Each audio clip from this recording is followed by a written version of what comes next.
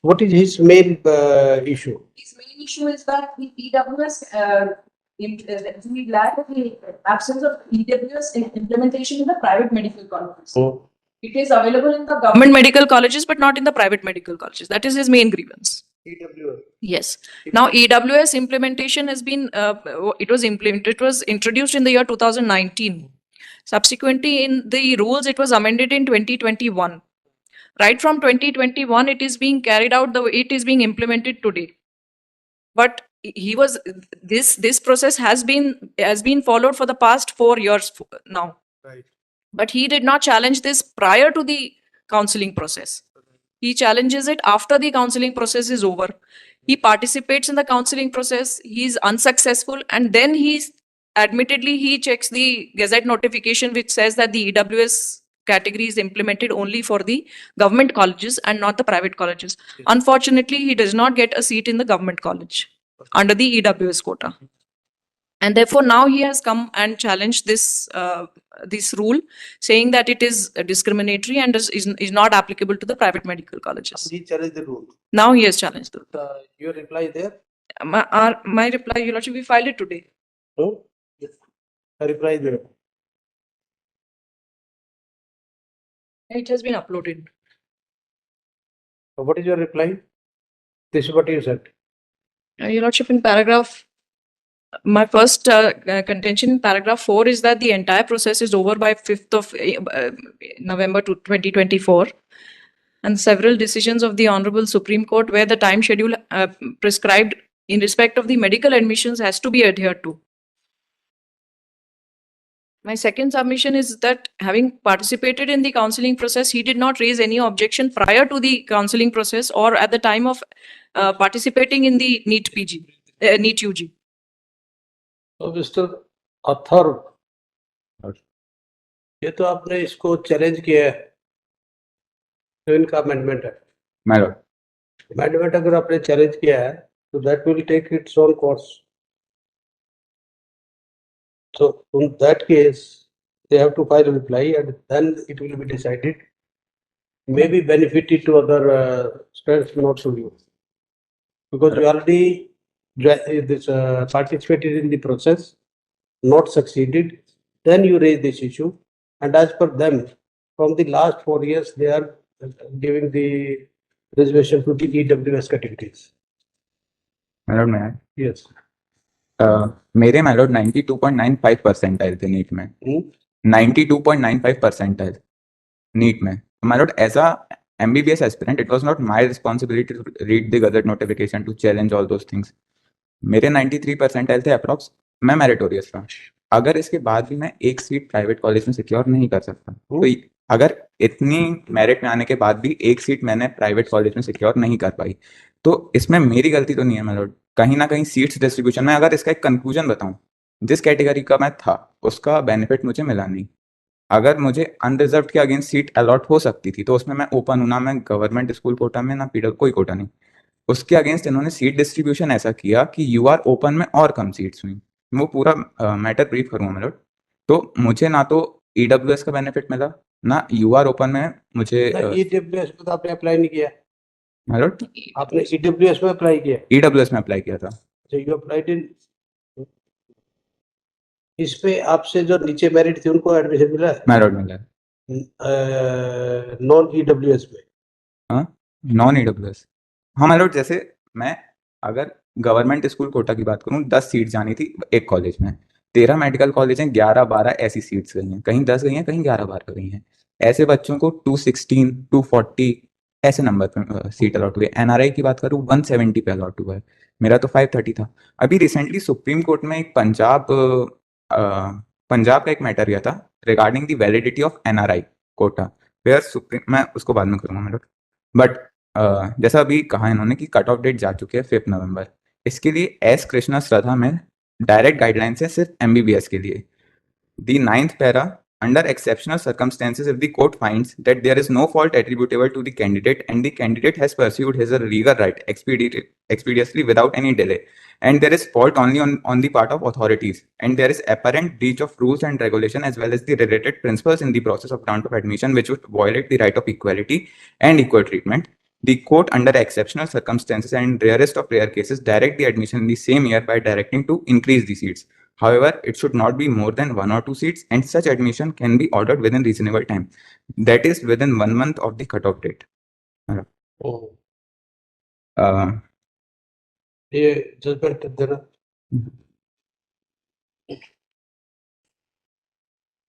ये First judgment, my lord. S. Krishna Sradha. First case is S. Krishna Sradha. इसको The ये last page of that judgment, my lord, 9th para.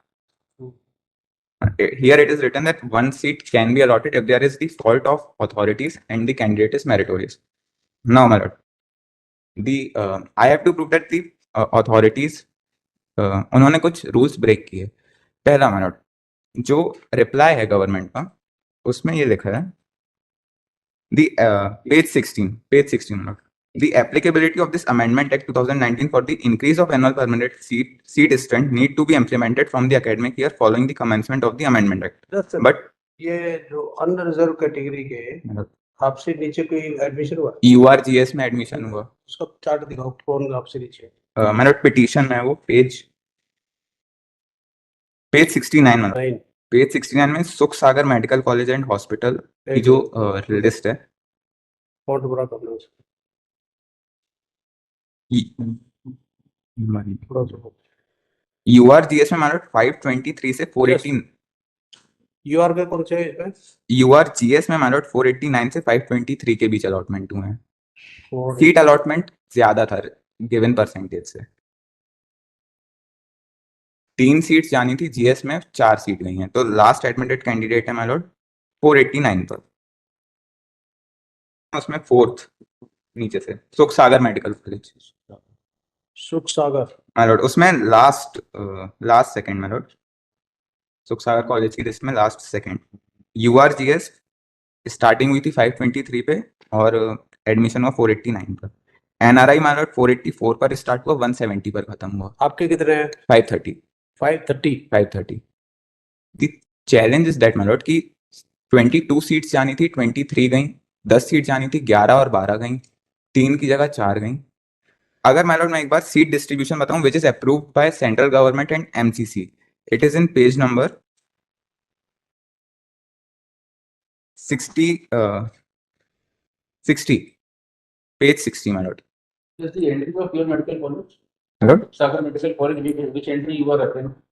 कौन सी entry को आप refer कर रहे हैं? page 69 में 60. The entry number. entry number 115. कौन सी entry आप refer? 115 113. MBBS 173011. My lord. D1.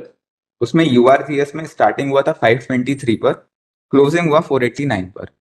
GS है लेकिन government. Yes, government URGS इसमें एक सीट एक्स्ट्रा दी है.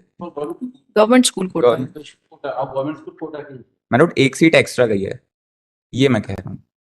एक से एक्स्ट्रा जैसे रिजर्वेशन 6.5 में आता है. 6.5 आता है तो वो 6 6 होगा 7 मतलब 6.3 सीट्स आ रहा था, उसे 7 किया, 6.3 सीट्स को 7 किया.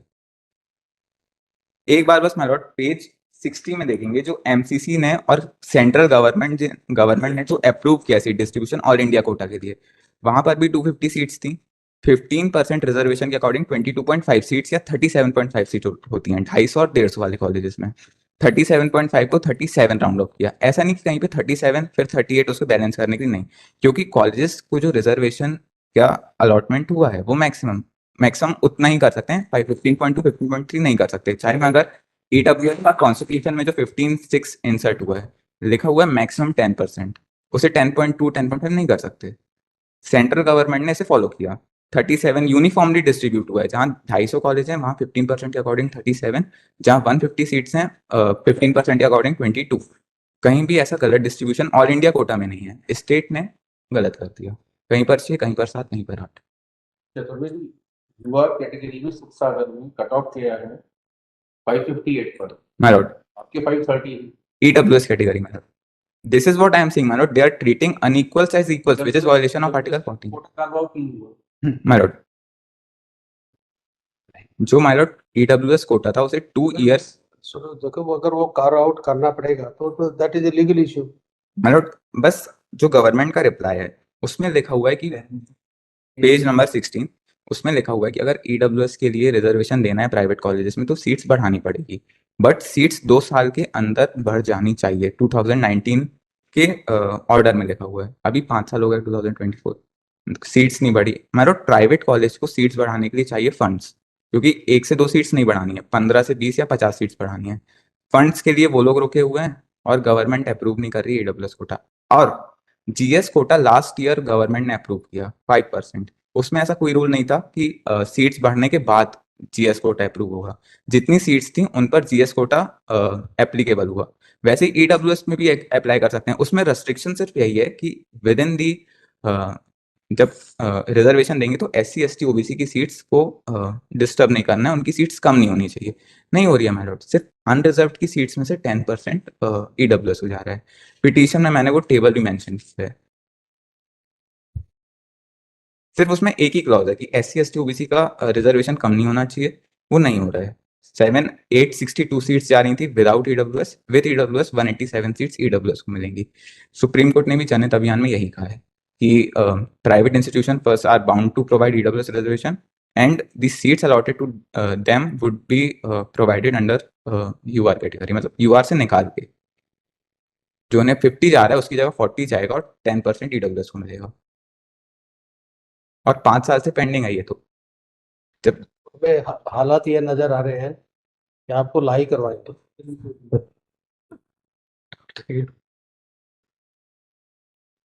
LLB wrote the clause 6b of article 15 is the clause 6b of article 15 is the exact replica ये सब लीगल इशू है जो आप उठा रहे हैं, तो लीगल इशू में फिर वो उस तरह डिसाइड करना पड़ेगा। Question is whether you will get the birth और not, wrote whether you will get seat और not, that is the question. वो तो जब इंटरप्रिटेशन ऑफ लॉ का क्या है करना, फिर वो ये देखा जाएगा सीट बढ़ेगी तो वो इंस्पेक्शन होगा, इंक्वायरी होगी whether seat to be increase not increase. वो तो ईडब्ल्यूएस वो ईडब्ल्यूएस के लिए पूरी सीट्स बढ़ाने के लिए मैडम, अभी तो एक सीट के लिए इंटरिम रिलीफ है मेरा, एक सीट के लिए। क्योंकि अगर आज नहीं मिलती है तो नेक्स्ट ईयरिंग पे तो मैडम जो पिटीशन का मेन रिलीफ है उसका कोई सेंस ही नहीं रहेगा। नहीं वो यू आर राइट, वो तो एक ओपिनियन आएगी कोर्ट की कि वेदर यू आर राइट और they are right, yes madam. वो आएगा। If you are right then the direction can be issued to the other side. Madam If you are not, then end of the matter. Madam एक चीज और है, जो clause 6 है article 15 का, वो 15(5) का एग्जैक्ट रेप्लिका है। बस जो वर्ड ईडब्ल्यूएस है उसे रिप्लेस कर दिया, मतलब ईडब्ल्यूएस ने रिप्लेस कर दिया वर्ड एससी और एसटी को, ओबीसी को। तो मैडम एससी एसटी ओबीसी को अंडर आर्टिकल 15(5) फुल बेनिफिट है प्राइवेट इंस्टीट्यूशन में। उसको प्रमति में भी सुप्रीम कोर्ट ने अपहेल्ड किया, अभी जनहित अभियान में भी सुप्रीम कोर्ट ने ईडब्ल्यूएस का रिजर्वेशन अपहेल्ड किया। फिर किस बेसिस पर रिजर्वेशन नहीं दिया जा रहा, जब जीएस को last year without increasing the seats reservation दे दिया है, तो ईडब्ल्यूएस को भी यूआर के अगेंस्ट दे सकते हैं। चलो बिल्कुल, heard reserve for judgement.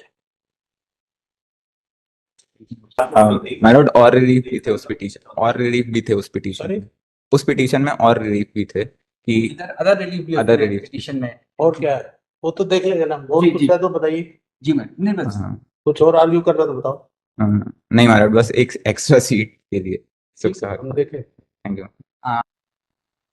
Yes. एक पॉइंट बस Yes.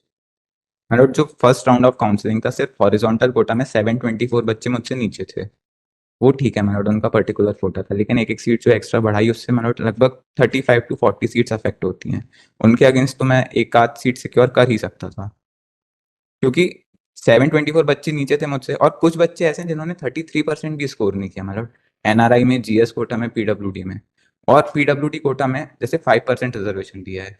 सिर्फ 91 कैंडिडेट्स थे जो रजिस्टर किए पीडब्ल्यूडी के, और सीट्स थी 205। एक्सेस रिजर्वेशन है मैडम, तो उसके अगेंस्ट भी मतलब अगर कोई बच्चा सिर्फ पेपर में जाके बैठ जाएगा उसे सीट सिक्योर हो जाएगी उसकी।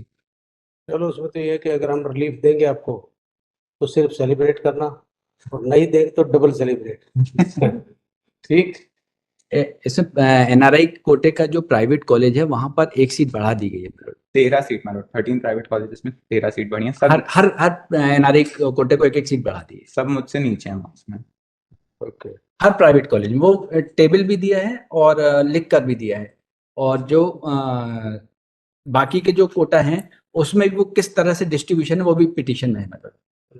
जी, बिल्कुल। ओके।